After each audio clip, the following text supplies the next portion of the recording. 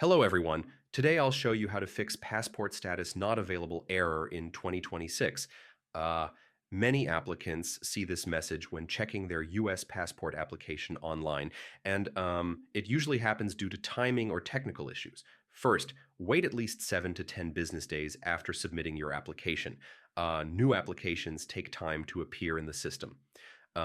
Checking too early often shows status not available. Next, refresh the official US State Department passport status page. Sometimes a simple reload fixes temporary issues. Avoid using third party websites. Now clear your browser cache and cookies. Stored data can prevent the page from loading updates.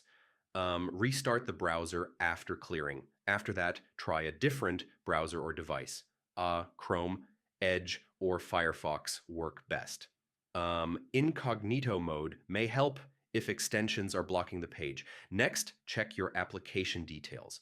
Make sure your last name, date of birth, and last 4 digits of your social security number are entered exactly as on your application.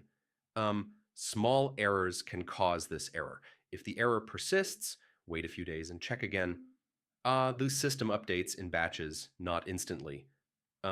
High traffic can also delay status availability.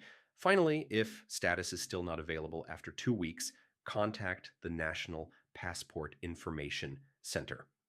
Provide your application details clearly. They can confirm your case and guide you. So, yeah, fixing passport status not available means waiting at least a week, using the official site, entering correct details, clearing cache, trying another browser, and contacting support if needed.